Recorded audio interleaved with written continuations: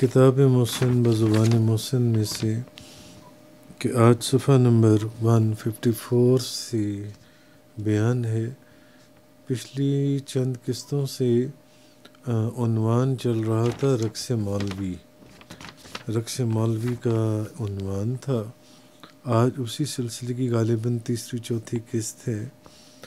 تو بتانا یہ چاہتا ہوں کہ اللہ تبارک و تعالی رسول کریم صلی اللہ علیہ وسلم اور اولیاء اللہ کے عشق و محبت کی باتیں نفوس قدسیہ پر جذب اور حال کی کیفیت طاری کر دیتی ہیں، اور یہ کیفیت انسانوں پر ہی نہیں بلکہ بعض اوقات حیوانات، جمادات اور نباتات پر بھی طاری ہو جاتی ہے۔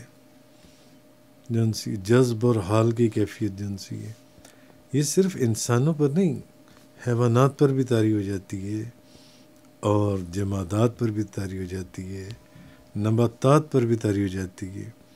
مثلا نبی پاک صلی اللہ علیہ وسلم کے ایک صحابی سعید بن الحضیر، آپ رات کو سورہ بقرہ کی تلاوت فرما رہے تھے تو پاس ہی ان کا گھوڑا بندھا ہوا تھا، جو آپ کی تلاوت کی آواز سن کر رقص کرنے لگا۔ تو احادیث میں آپ کو یہ واقعہ مل جائے گا۔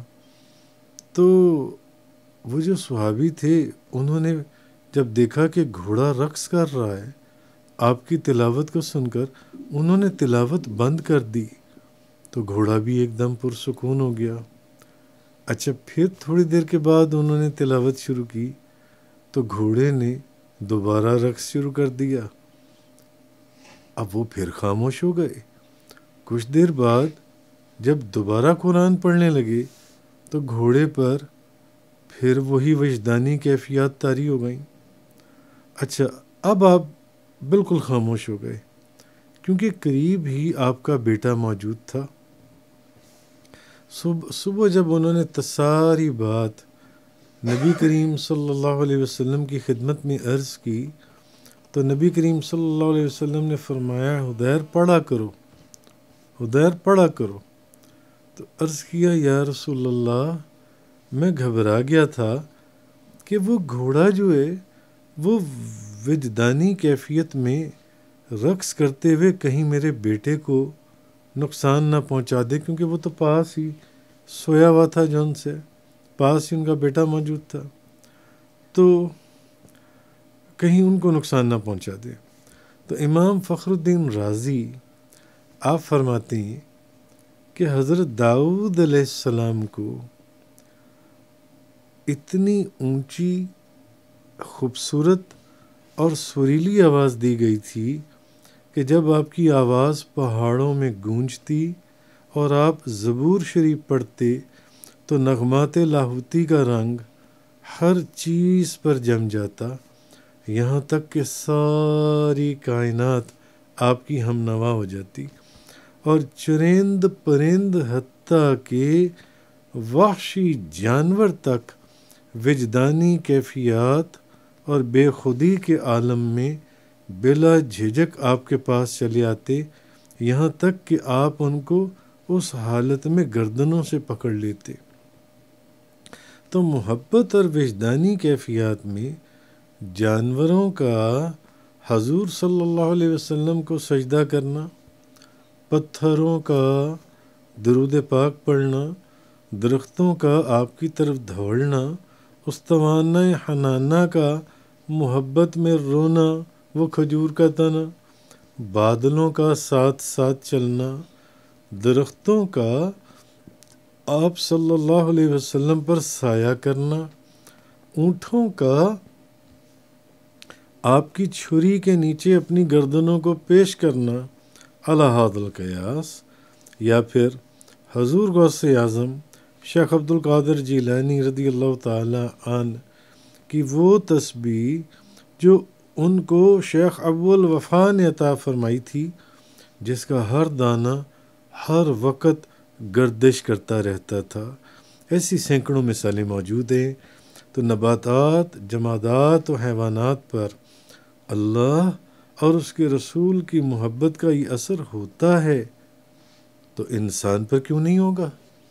اگر جمادات پر ہو سکتا ہے، حیوانات پر ہو سکتا ہے، نباتات پر ہو سکتا ہے، اللہ اور اس کے رسول کی محبت کا یہ اثر ہوتا ہے، انسان پر کیوں نہیں ہو سکتا؟ کیونکہ اللہ اور اللہ کے بندوں کی محبت کائنات کے ذرے ذرے میں موجزن ہے۔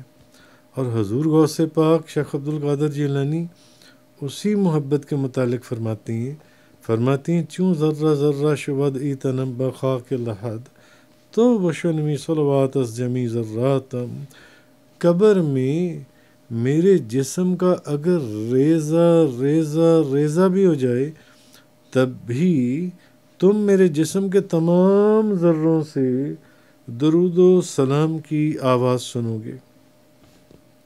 لہذا یہ محبت جب پورے شباب پر ہو، یعنی پھر ذکر محبوب کا ہی، بس زبان پر محبوب کا ذکر، محبوب کی بات، تو جب پورے شباب پر ہو تو محبوب کا تصور قلب و نظر میں ہی نہیں، انسان کے تمام بدن پر غالب ہو تو جذب اور کیف کی کیفیت طاری ہونا یہ کوئی انہونی بات نہیں۔ اور آدمی بے خودی میں وجد یا رقص کرنے لگے تو اس میں کون سی اچنبے کی بات ہے؟ آدمی اگر بے خودی کے اندر وجد یا رقص کرنے لگے تو اس میں کون سی کوئی مشکل بات ہے؟ اور شریعت میں کسی جگہ پر بھی جذب اور مستی اور کیفیت و حال کے طاری ہونے کی ممانعت نہیں آئی، لہٰذا کس دلیل شرعی سے اسے حرام اور ناجائز کہا جا سکتا ہے؟ بہرحال محبت والوں کو ان کے حال پر چھوڑ دینا چاہیے۔ اعلیٰ حضرت فرماتے ہیں بے خودی میں سجدہ در یا طواف جو کیا اچھا کیا، پھر تجھ کو کیا؟ بقول علامہ اقبال آپ فرماتے ہیں مجھے کام کیا تھا رکوع سے، مجھے خبر کیا تھی سجود کی، تیرے نقش پا کی تلاش تھی، جو جھکا رہا میں نماز میں، لوگ سمجھتے تھے کہ میں نماز پڑھ لوں، جبکہ میں تو اپنے محبوب کے تصور میں جھکا ہوا تھا، میں تو اس کے نقش پا کو تلاش کر رہا تھا۔ تو قاضی ثناء اللہ پانی پتی آپ اس محفل میں موجود تھے جس میں خواجہ محبوب الہی سماع سنتے کسی شعر پر کیف اور جذب کی حالت میں اٹھے، مگر قاضی ثناء اللہ پانی پتی نے ان کا ہاتھ پکڑ لیا۔ اچھا کچھ دیر کے بعد خواجہ نظام الدین اولیاء محبوب الہی پھر سماع سنتے کسی شعر پر کیف و جذب کی حالت میں اٹھے، مگر قاضی ثناء اللہ پانی پتی نے پھر ان کا ہاتھ پکڑ لیا۔ اچھا تھوڑی دیر کے بعد پھر خواجہ نظام الدین اولیاء جو ان سے اٹھے اور رقص کرنے لگے، تو قاضی صاحب ان کو بٹھانے کی بجائے اب قاضی ثناء اللہ پانی پتی خود ہاتھ باندھ کر جو ان سے با ادب ان کے سامنے کھڑے ہو گئے۔ بعد میں کسی کے پوچھنے پر قاضی ثناء اللہ پانی پتی فرمانے لگے کہ تیسری مرتبہ خواجہ نظام الدین اولیاء مجھے نظر ہی نہیں آئے، تو میں تو تجلیات عرش کے سامنے بادب کھڑا ہو گیا تھا۔ باہر ہیں حد فہم سے رندوں کے مقامات، کیا تجھ کو خبر کون کہاں جھوم رہا ہے؟ یعنی تو جس کو جس حالت میں دیکھ رہا ہے تجھے کیا پتہ؟ اب یہ واقعہ میں نے قاضی ثناء اللہ پانی پتی اور خواجہ نظام الدین اولیاء کا بتایا ہے۔ اچھا ایک مرتبہ خواجہ نظام الدین اولیاء نے حضرت امیر خسرو سے فرمایا خسرو تمہارے کلام کی شیرینی نے کانوں میں رس گھول دیا، آواز کی نغمگی نے دل موہ لیا، انداز کی شوخی سے ہم محفوظ ہوئے، ہاتھوں سے شمشیر کے جوہر دیکھے، مگر تمہارے پاؤں کی کسی ادا نے کبھی ہماری نگاہوں کو شاداں نہ کیا۔ تو اب آپ کا یہ کلام سن کر حضرت خواجہ نظام الدین اولیاء کا امیر خسرو وجد اور کیف اور وجد کی اس کیفیت میں چلے گئے۔ انہوں نے ایسا رقص کیا کہ ان کے حال کی گرمی نے حاضرین کے جذبہ احدیت کو گرما دیا۔ اب امیر خسرو کے تو زخمی پاؤں جب زمین کو اپنے رنگ میں رنگنے لگے تو خواجہ نظام الدین اولیاء آپ نے ان کو اٹھے اور گلے سے لگایا، فرمایا خسرو تم نے عاشقی کا حق ادا کر دیا۔ اچھا، بلے شاہ صاحب کا واقعہ بھی آپ نے سنا ہے، کسی سے چھپا ہوا نہیں ہے۔ فقط اپنے پیر و مرشد کو منانے کی خاطر پاؤں میں گھنگرو باندھ کر جب عالم بے خودی میں رقص کیا تو ایک عالم دین متقی اور صاحب طریقت کو اس حال میں دیکھ کر ان کے مرشد تعجب سے مسکرا اٹھے اور ناگواری رفع ہوئی۔ اس لیے کسی نے کہا ہے، نہ کسی کے حال پہ طنز کر محبت والوں کے انداز نرالے ہیں۔ یہ اپنے محبوب کو منانے کی خاطر ایسی ان کے انداز ہوتے ہیں کہ بس وہ ضرب المثل اور رہتی دنیا کے لیے مثال ہی بن جاتے ہیں۔ تو کسی نے کہا کہ نہ کسی کے حال پہ طنز کر، نہ کسی کے غم کا مذاق اڑا، جسے چاہیں جیسے چاہیں نواز دیں، یہ مزاج عشق رسول ہے۔ یہ تو اس محبوب کے مزاج کی بات ہے کہ جس سے محبت کی جا رہی ہے وہ جس کو چاہیں جیسے چاہیں نوازیں، تمہیں کسی کے حال پہ طنز کرنے کی ضرورت نہیں، اور وہ اپنے محبوب کے فراق میں جس غم کی حالت میں تمہیں اس کا مذاق اڑانے کی اجازت نہیں ہے۔ ان کی مرضی ہے جسے چاہے جیسے نواز دیں اور جیسے چاہے نواز دیں۔ یہ مزاج، یہ اس محبوب کا مزاج ہے جو ان سے۔ بہرحال مجمع انوار نگینہ صاحبزادہ محمد اللہ دتا زمزم یوسفی رحمۃ اللہ علیہ، انہوں نے ایک دفعہ اپنا ایک واقعہ سنایا۔ کہنے لگے ایک مرتبہ قطب جلی عالم علمائی فاضل لوزئی عاشق غوث الورا فنا فی المصطفیٰ حضرت علامہ مولانا حاجی محمد یوسف علی بابا جی محمد یوسف علی نگینہ آپ مطالعہ فرما رہے تھے۔ قریب ہی ریڈیو پر خبریں لگی ہوتی تھیں، اس وقت ریڈیو ہوتے تھے، 40 سال پرانی بات، کہ اچانک ریڈیو کے اوپر ایک نغمہ چل اٹھا۔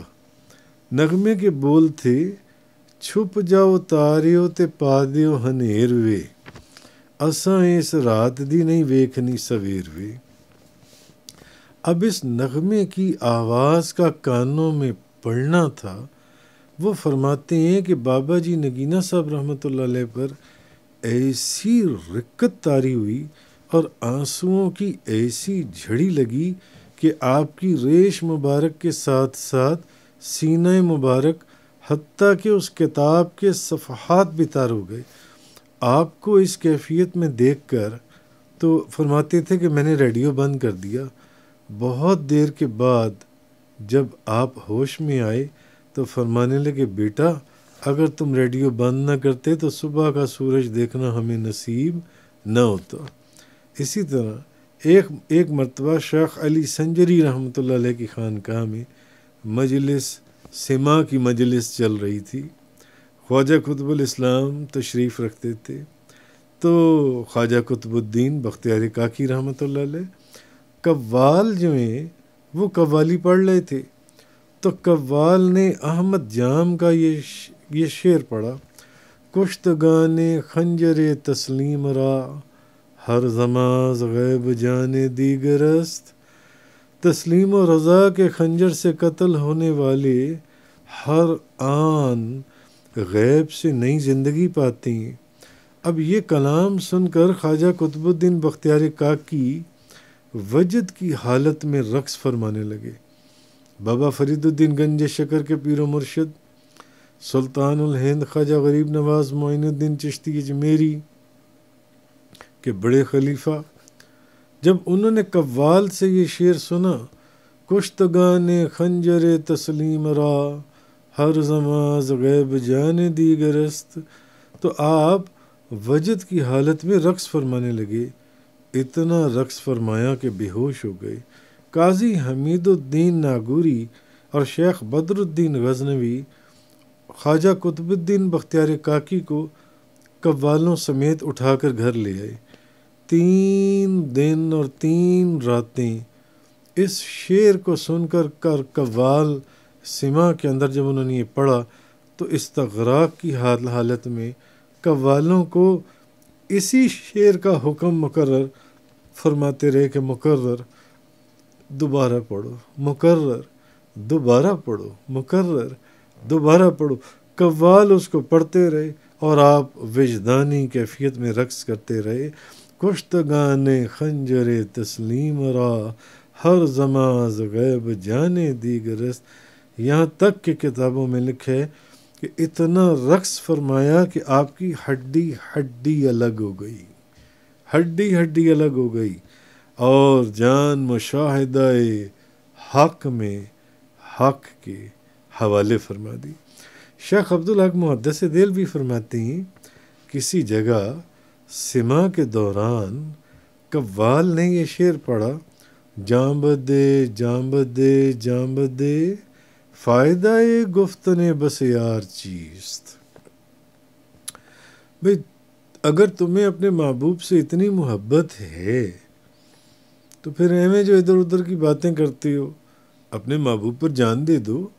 بھئی قوالیوں کے شعر بڑے بڑے کمال ہوتی ہیں، ان کا کلام اس سما کا سننے والا ہوتا ہے۔ تو قوال نے یہ شعر پڑھا، کون کہہ رہا ہے؟ شیخ عبدالحق محدث دہلوی اخبار الاخیار کے اندر، کہ قوال نے شعر پڑھا، جانب دے جانب دے جانب دے فائدہ گفتن بسیار چیز۔ اگر اپنے محبوب سے اتنی محبت ہے تو اس پر جان دے دو، ایسے باتیں بنانے کا کیا فائدہ؟ تو اس محفل میں جہاں یہ قوال پڑھ رہے تھے، ایک نوجوان کھڑا ہوا، کہنے لگا مقرر۔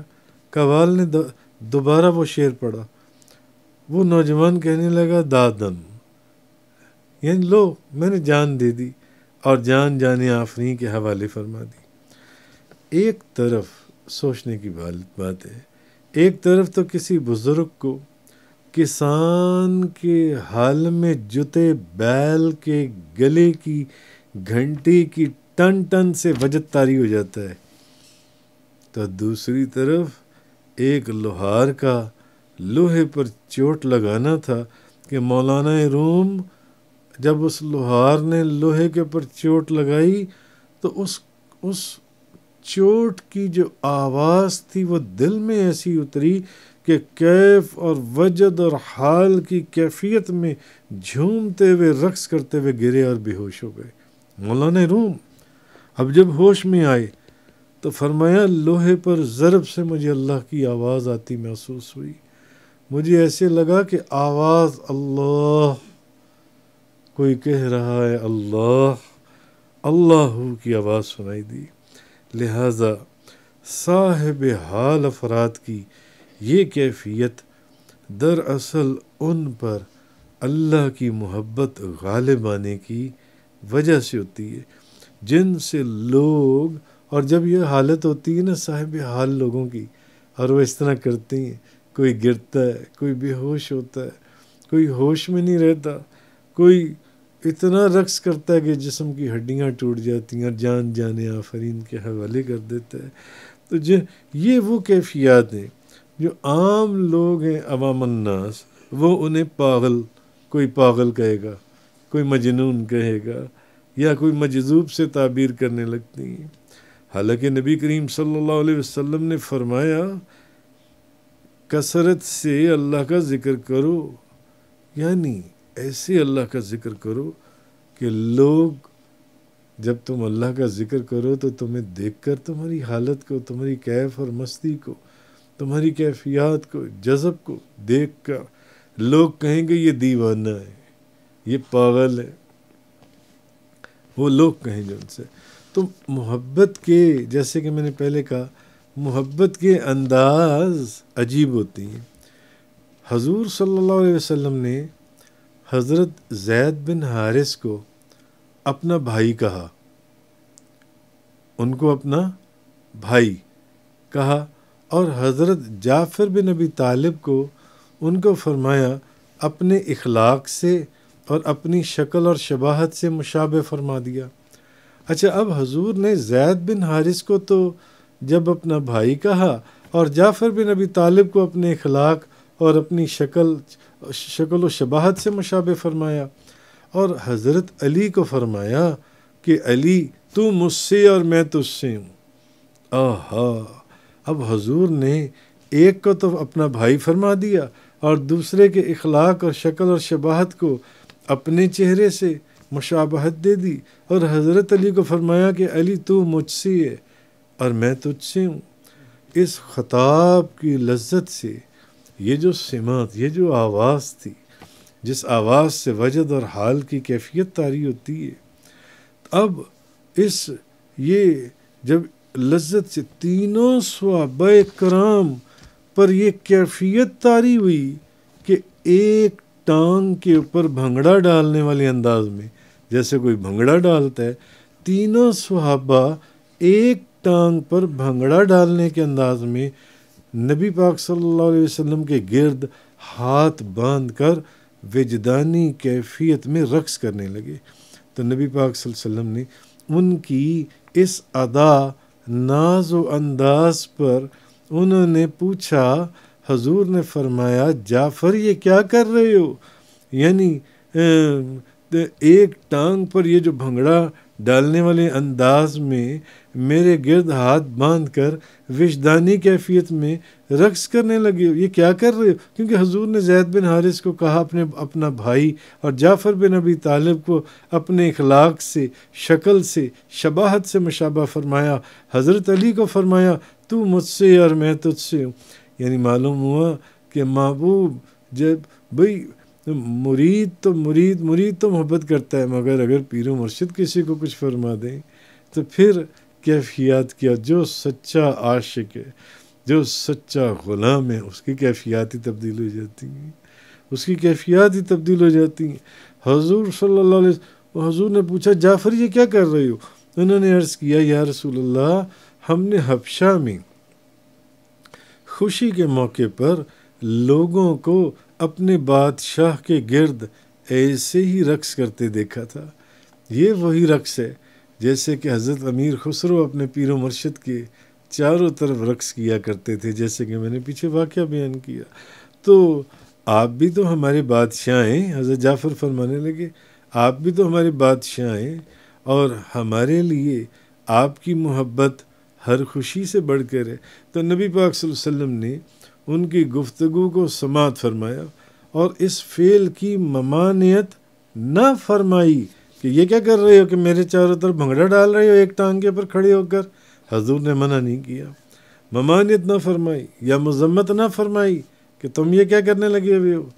جن سے نمی دانم کے آخر چوں دم دیدار می رقصم، مگر نازم بائی ذوقی کہ پیش یار می رقصم. میں نہیں جانتا یہ اہل محبت کے انداز ہے، میں نہیں جانتا کہ تم کو دیکھ کر کیوں رقص کرتا ہوں، مگر خوش ہوں اے محبوب تمہارے سامنے رقص تو کرتا ہوں. تو میں بھی عرض کرتا چلوں کہ بندہ ناچیز نے یہ ایک بات بتا دوں کہ بغداد شریف میں نے خود حضور غوث اعظم کی مسجد کے اندر، حضور غوث اعظم کے مزار پر جو مسجد ہے، اس مسجد کے اندر بے شمار ایسے مبارک نورانی چہرے دیکھے جو دف کی تھاپ پر حلقے کی صورت میں عربی رقص کرتے ہوئے نبی پاک صلی اللہ علیہ وسلم پر نعت بھی پڑھ رہے تھے اور درود و سلام بھی پڑھ رہے تھے مسجد کے اندر. میں نے خود حضور غوث اعظم کے مزار کے اوپر یہ منظر دیکھا عرس مبارک کے اوپر کہ وہ نبی پاک صلی اللہ علیہ وسلم پر نعت بھی پڑھ رہے تھے، درود بھی پڑھ رہے تھے، رقص کی صورت کے اندر. مبارک چہرے، داڑھیوں والے، بڑے بڑے نعت اور درود و سلام پڑھ رہے تھے اور رقص بھی کر رہے تھے ساتھ ساتھ. تو اسی طرح اصل میں ایک بار نبی پاک صلی اللہ علیہ وسلم مسجد نبوی میں تشریف فرما تھے تو کچھ حبشی حضور صلی اللہ علیہ وسلم کے سامنے رقص کر رہے تھے. کچھ حبشی نبی پاک صلی اللہ علیہ وسلم کے سامنے رقص کر رہے تھے اور کہتے جاتے تھے محمد عبد الصالح، محمد عبد الصالح، محمد نیک بندے. تو آپ صلی اللہ علیہ وسلم اچھا حضور جو ہیں وہ دروازے پر ہاتھ رکھ کر کھڑے ہو گئے مسجد کے، اور بی بی عائشہ صدیقہ طیبہ طاہرہ زاہدہ عابدہ نے آپ صلی اللہ علیہ وسلم کے پیچھے کھڑے ہو کر یہ رقص ملاحظہ کیا. بی بی عائشہ نے حبشیوں کا وہ رقص دیکھا، وہ جو مسجد کے اندر کر رہے تھے. اچھا ایک مرتبہ نبی پاک صلی اللہ علیہ وسلم بی بی عائشہ کو نبی پاک صلی اللہ علیہ وسلم نے ایک حبشی عورت دکھائی، حبشی عورت دکھائی جو عالم بے خودی میں رقص کرتے ہوئے کہہ رہی تھی ابو القاسم طیبہ، اے ابو القاسم آپ بہت ستھری ہیں. یعنی کسی غزوے سے واپسی پر ایک نوجوان لڑکی کا آپ کی خدمت میں حاضر ہو کر اپنی نظر پوری کرتے ہوئے آپ کے سامنے دف بجانا، یا پھر ربیہ بنت معاوض بن افرا کی شادی والے دن لڑکیوں کا دف بجا کر خوشی اور مسرت میں گانا. شاید اسی لیے ترمذی کی حدیث میں ہے کہ نکاح کے موقع پر اعلان کرو اور اسے مسجد میں کرو، اور مسجد سے باہر ڈھول دف بجاؤ. یا حضور صلی اللہ علیہ وسلم کا حضرت ابو بکر صدیق کو بی بی عائشہ کے پاس بیٹھی ہوئی دو بچیوں کو، جو دو بچیاں بی بی عائشہ کے پاس دف بجا رہی تھیں، تو حضرت ابو بکر صدیق نے جب ان کو منع کیا تو حضرت ابو بکر صدیق کو بی بی عائشہ کے پاس بیٹھی دو بچیوں کو دف بجا کر گانے سے روکنے پر حضرت ابو بکر صدیق کو منع فرما دیا کہ ان کو نہ روکو، ان کو دف بجانے دو. بہرحال تو یہ آج کے کتاب محسن زبان محسن میں سے اگلی قسط کا بیان تھا جو پچھلی چند قسطوں سے چل رہا ہے. جزاک